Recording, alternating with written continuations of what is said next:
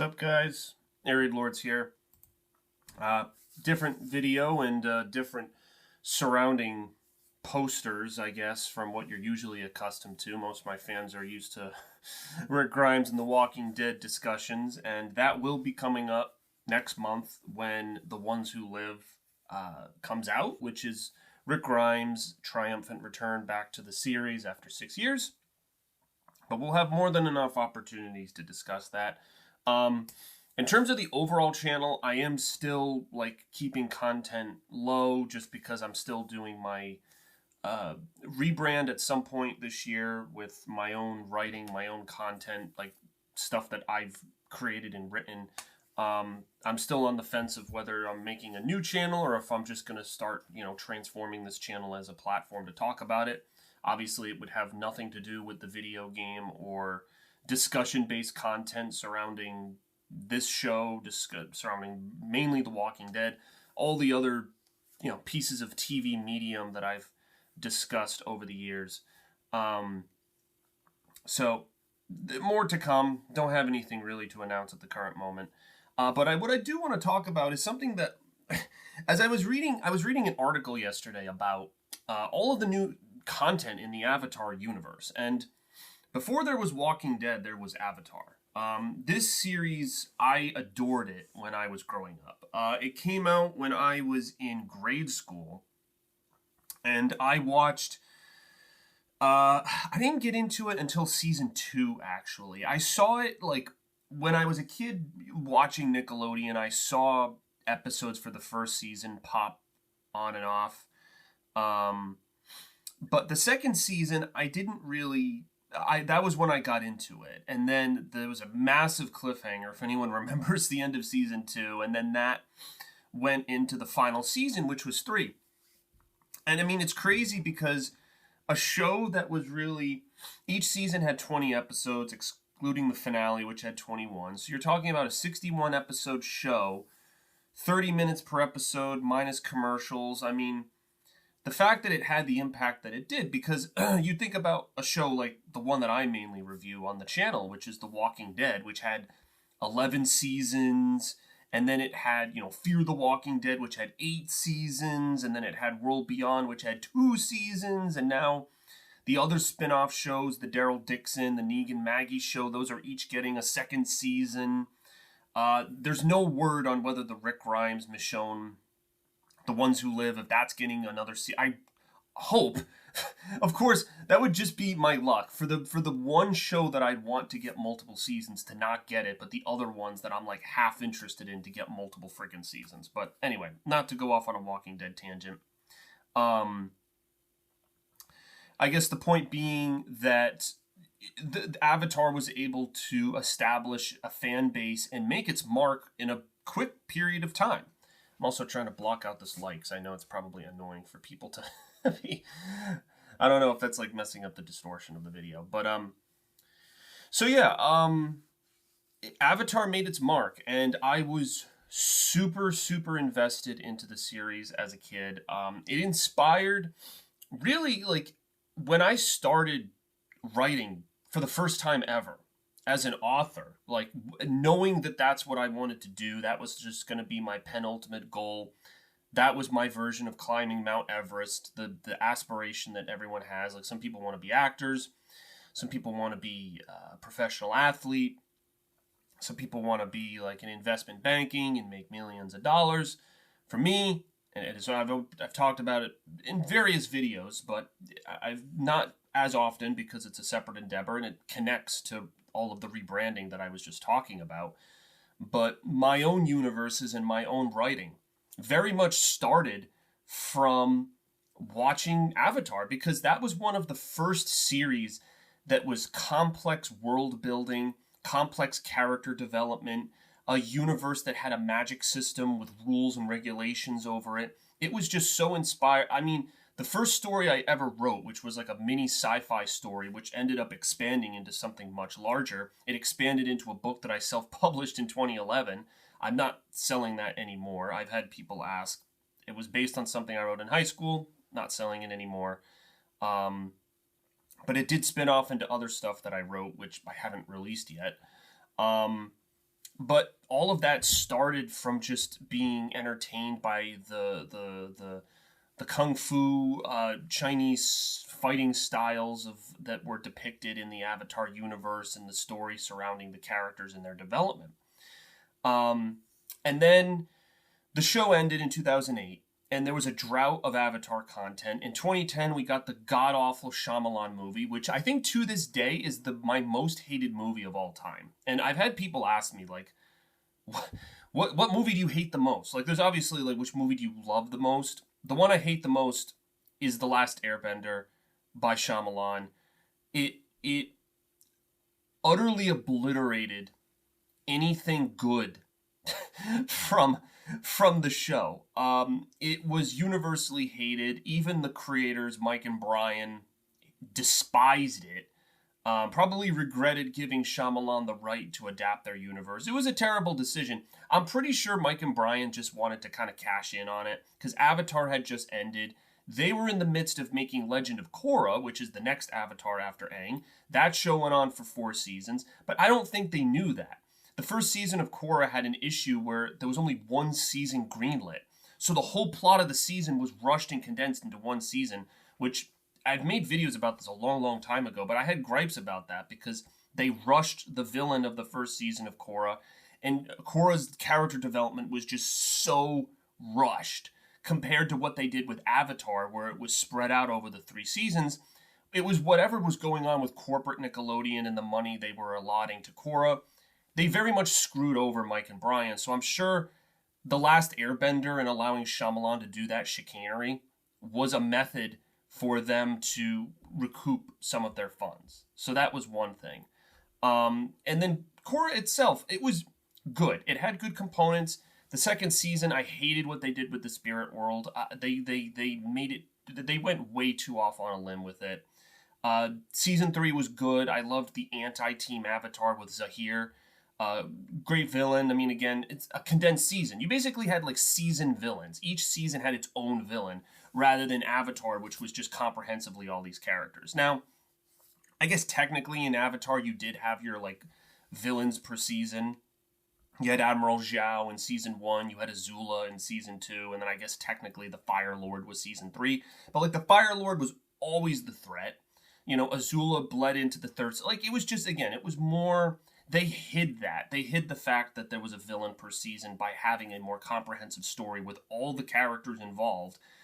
Because the villains from the seasons subsequently after didn't play as much of a role in Korra as they did in Avatar. Some people have also attributed this to I forget his name, Izad, or he was one of the head writers of Avatar, and I don't think he was involved in Korra, and people have noted that there's a stark contrast between the two, even though Mike and Brian are still involved.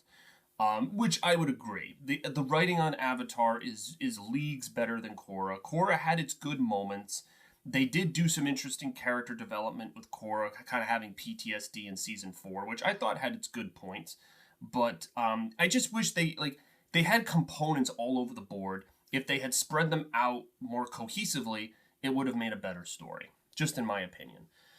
So that ended, I think season 4 ended in end of 2014. And then I made a video about this a long time ago when Korra ended. I was like, that's the end of Avatar. Like, that ends the Avatar story, that ends the Korra story. The only thing that was coming out were comic books. There were, by, I think, Dark Horse Comics, and it was signed off by the creators that this was part of the universe. So you had comics that revealed some very, very important pieces of story information. Like, one of the things that bugged the fuck out of me, pardon my language, but one of the things that bugged me at the end of Avatar is that we never got to figure out like what happened to Zuko's mom. Zuko goes and asks Ozai at the end, where is my mother? Like, that was a huge component of the story. Zuko's character development was very much centralized around his mother being a figure in his life, even though she wasn't there for much of his life. And they just never addressed it in the show. And one of the comics tells her story. I wish we got an animated version of it, but we got that version instead. And then there were other comics, which is like Toph opening a metal bending school. We had like some follow up with Azula making like a band of like marauders to try to like take back the throne. Um, the biggest one was how Republic City was formed, which is the main central location of Korra, which was really cool because it's basically like these Earth Kingdom cities where Fire Nation settlers had been. So you had like intermingling of Earth Kingdom and Fire Nation folks, and there was a huge debate over it's Earth Kingdom territory. It should go back to the Earth Kingdom, but then the Fire Nation has also been ingrained and they're incorporated into this culture. You can't just rip them out. So then the compromise is that it's neutral territory, that it's just its own territory, which was the United Republic of Nations. Which is cool. I mean, that would have been a great fourth season of Avatar. Like the way that comic is told, I'm like, that would have been a good fourth season. But again, you told the story of Aang defeating the Fire Lord, defeating the Fire Nation. You didn't have to milk it. I mean, the comic books were there to be milked. So, but anyway, I guess the main point of this video is that we are in the midst of it's me trying to move in the way of the light. We're in the midst of the series being milked, which is interesting. I didn't discuss this when it happened, but a few months ago, Nickelodeon, of all freaking places, and I guess it's really just Viacom who owns them, signed off on an Avatar Studios, which is going to make all of these new stories. All right, finally, because what I noticed almost as an experiment, it was a year or two, I think it was over COVID, Avatar was added to Netflix. And I saw like this trend of all like old fans and then people who had never watched it getting reinvested in the show. It was almost like it was a trend. It was a trend like it's almost like the stupid trend of like when people say like, "Oh, we're this, of course we're going to do that." It's that current trend which is those types again, it's good to just get cheap marketing reach, but it's the most annoying thing on the planet to fucking hear it. It just makes me want to pull my hair out of my head. Anyway, separate rant, but it was almost a trend going around to tell people about Avatar. It was interesting, and I'm like, I watched the show years ago, like I know how great it is, and so that happened, and it was almost like a test for the studio to be like, how many fans are left? Like, is there still market appeal for us to go back and do other stuff for Avatar? And when the answer was a resounding yes, this is when they made the Avatar Studios, and this is when they started doing all these projects. So, two of them are on the screen. One is the Netflix show, which is the Avatar animated series, just live action. This is probably what the Shyamalan movie was trying to do, but failed miserably. And this is what it should have been. It never should have been a movie. There's no way you take 20 episodes of a season and shove it into an hour and a half, 2-hour movie. It's freaking impossible. So making it a live action show on Netflix, much better. Much, much better. I don't know if it's gonna do the same format where it's like a season per, like season one is the water, book two and is earth and the fire. Again, if they want to be logical, everything I've seen, the trailer came out yesterday, which is one of the reasons I made this video. Everything I've seen so far, it looks really good. It actually looks really, really good. Even the actors, and I'll blow this. Oh, that's not the one I wanted to move. Can I move this one? There we go. If I blow this up, all the actors look very similar to their show counterparts. Like, actor for Aang, Zuko, Azula, Katara, Sokka, Iroh, Ozai. Like, and the other thing is, from looking at the trailer, the bending, the fight scenes, the bending looked really, really good. And that was a criticism of the Shyamalan film because I don't want to get into it, but it was terrible. In the Shyamalan film, the firebenders couldn't even make their own fire, which just made them so freaking weak. Like, they had to, like, make fire somewhere and then manipulate it. I'm like, you idiot. The point of why the Fire Nation is so threatening is because they can make fire from their hands and just control it. It was also energy around them that they were controlling and then manipulating. If they had to rely on fire that they made from, like, sticks and, like, like torches, they would be so easily defeated by waterbenders and earthbenders. Like there's no feasible way that they fucking conquer anything. So, anyway, firebending, it seems like from the trailer, it works like in the show. They control energy, and then it forms out of their hands, feet, wherever they bend it. It's based off of Kung Fu, which is a form of martial art I actually did. So I've done some firebending in my past. Fun fact. But it looks good. I'm going to check it out, and I will probably do a review just like as the episodes come. I'm not going to do a review of every episode. Again, if you've watched the original show, you know the plot, so I don't have to do a review of every episode. I'll certainly talk about it. Like, once the first season's done, I'll be like, hey, like, this was good. This honored the show. Or they made this change. I'm not sure why they did it. So I will do that. February 22nd, you can see it on the poster. So that's one. Now, aside from that, there is actually other animated stuff that's happening. I have this article pulled up here. It's on my other computer, so I'm going to look over here. But, so, the first thing we have is an Earth Avatar series. Now, I'm on movieweb.com reading this off, and it says, at first announced on Avatar News, there will be a new Avatar series coming in 2025. The new show is said to take place approximately 100 years after Korra, which would be set in the Avatar universe equivalency of modern day, and will focus on an Earth Avatar's journey in accordance with the Avatar cycle. This new storyline should be interesting, as the last Earth Avatar fans saw was Kyoshi, who had no qualms about spilling blood to protect her people. So this one is really, really interesting, because the other ones, and I'll read the other ones off.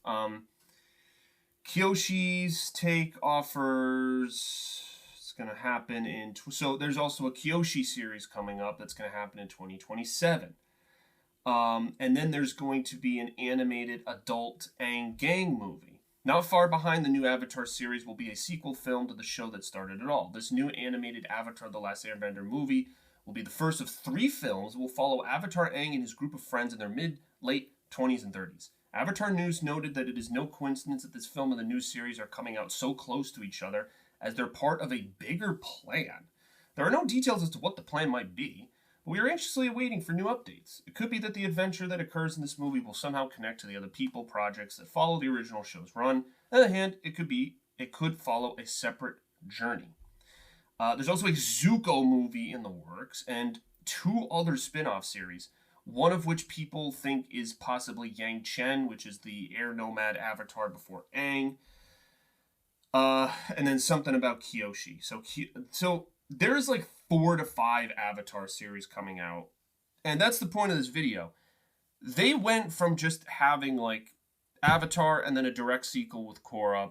That was kind of it. It's like, okay, you want to see what happened after stuff with Aang? Here's Korra. We'll give you some Easter eggs. And then here's some comic books to fill in the gaps with stuff that we left out of the main show. All right, we're done. We're done. Avatar's done. You can remember it as a shining example of storytelling in the mid-2000s, an achievement in Western animation, and then we can proceed from there. But they are going way, way, way, way, way out there with numerous... This is essentially what Disney is doing with Star Wars and the Marvel Cinematic Universe, where they see a successful product and franchise and say, let's milk the hell out of it. And, interestingly, the main show that I follow, The Walking Dead, this is also what they're doing. They had their main show, and now here's a spinoff, here's a spinoff, here's a spinoff, here's another spinoff. Oh, you like this spinoff? Here's another spinoff. there's like 15... I think this just seems to be the trend, where you can no longer rely on the original show to carry the success and the money. You now need to have a series about this character and a series about this character. If the character is relatable and accessible and successful, someone's going to make a product about it. They're going to say, like in Marvel, oh, Loki, that was a plot point in Endgame. Let's have something about him. Star Wars, freaking Mandalorian and the book of Boba Fett, because, you know, he was in the pit. Oh, and he actually lived, and now we're going to have a whole story about him. Andor, which was kind of a prequel to Rogue One. You have all of these like side movies to the main product. Like the Star Wars 6 films, main product, and then you have all this other stuff. Walking Dead, you had your main 11 seasons, and then you have all these other things.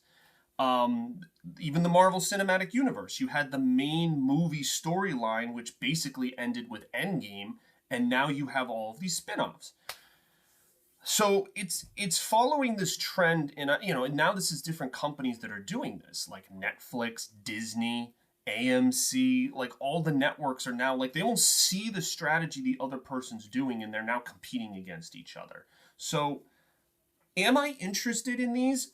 Very much yes, because I believe in Mike and Brian. I don't know what team they're going to bring back. If they can bring back Aaron Ehads, the head writer, if they can, I mean, he would be instrumental, especially for this project right here, especially for the adult adventures of Aang's group. I mean, he would be critically important. And again, I think you see in Korra, when he wasn't involved, how the product suffered a little bit. It was still really good, but it had more potential. So I think the biggest one I'm really interested in is this Earth Kingdom, the Earth Avatar, basically the avatar that comes after Korra. Because we're talking like modern times Avatar. Like, are people wielding guns and helicopters and planes? Like, is this like Avatar in the modern day? Like, if you guys ever played Assassin's Creed, because all the Assassin's Creed games took place so far in time, and then people were like, what about a modern day Assassin's Creed where it's guns and technology brought into the mix? This is almost the equivalent. And I'm very interested to see like what's changed, because Korra's avatar, and they talked about this, was based on the 1920s, the Roaring Twenties. You had cars, you kind of had this jazzy, even the music had like a jazzy feel to it. They were trying to give you 1920s vibes, especially like 1920s America vibes, and infuse it with the Chinese culture. So you're talking 100 plus years. Yeah, that brings us to 2020, which is the year. We're 2024. We're almost halfway through the 2020s, which is freaking crazy. But that's what it's gonna be. So how does an avatar fit into that universe?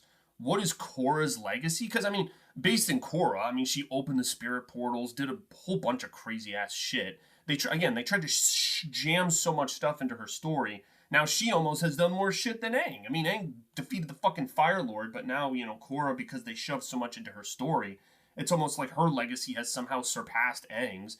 And let's also not forget the nonsense that happened in season 2, where Korra was cut off from her avatar connections. So technically, this Earth avatar is only going to have a connection to Korra, technically. So I don't know if they're going to fix that or retcon that, but um, I just like, what does an avatar look like in the age of like guns and stuff like that? Like, can your bending ability even like give you the upper hand? Like, what can you metal bend a gun's like a bullet from a gun? Could you do that? Metal bending, like someone has a machine gun and you use the metal bending to like stop all the bullets before it's even fired out of the gun, or you just like rip the gun out of their hand with the metal bending. Like, I don't know. I feel like these are like discussion threads people had like years and years ago when Avatar came out, like 20 years ago, and now like it could be explored, which is just wild. But I'm also worried because you're going all over the map. You have this series that is super far in the future. You also have the adult gang right after, as adults, 20 years ish after the war and defeating Ozai. And then you have stuff that's way before with Avatar Kyoshi and Avatar Yang Chen. So like, yeah, and then you have a Zuko movie. Like, what is that? Like, don't we already have the adult version of Zuko? Like, what's going on? Like, there's a lot of stuff all over the board. And I guess similar to Star Wars, you're telling stories that are all over the spectrum. Like Mandalorian is after the events of Episode 6 and The Last Jedi, um, and Andor is pre Episode 4, before like the main film that kicked everything off. So I mean, their shows are all over the place too. But like, I hope there's some continuity to what we're trying to build here, because I don't want it to feel like it's all over the place. I'm a fan of this. I think it's great, and I want to see like how they pull it off. Is the production value there? Because I think Nickelodeon giving them the Avatar Studios is great, because that was one of the chief problems with um Korra. They only gave them money for the first season, and it created so many problems because you had to shove. They're like, oh, we only have one season. Let's shove everything with Amon into one freaking season, and then have Korra have her big payoff within one season. And it just felt rushed, and the character development wasn't believable. I didn't believe like Korra had just achieved everything by that final episode. Made no sense. And then they had to retcon stuff in season 2, and it was entirely frustrating, even though parts of it were enjoyable.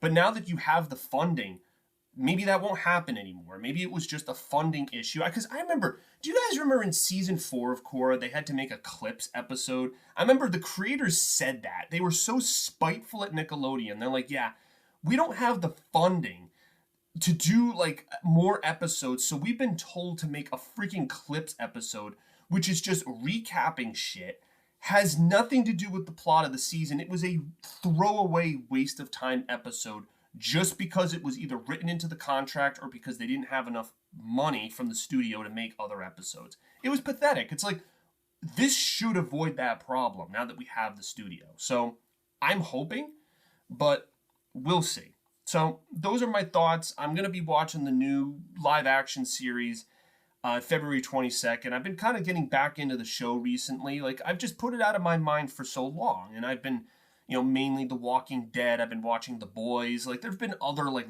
live action shows that I've kind of gravitated towards in the past couple of years. Avatar's a staple from my childhood, and I haven't gotten reinvested in it in such a long time.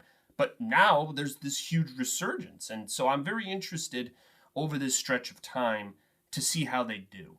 And I'd love to re-engage with that Avatar community. I've seen a lot of the actors, the voice actors for Toph, Michaela Jo Murphy, is very much involved with the community. The Zuko voice actor, there's a couple of voice actors from the show who are very active. They go to a lot of Comic Cons. I enjoy that, and that's going to pay off when these new products come out, because you kind of have them as your representatives, which is great marketing. So I think that this is all positive stuff. Let me know what you guys think. And I will do some type of review for the live action Netflix series when it comes out. I don't know how many episodes will be released at a time, but I will cover it in some degree or manner. So, all right, guys, thanks for watching. Hopefully my head did a good enough job of blocking this freaking light. But that's all I got for you. Thanks for watching, and I'll see you guys later.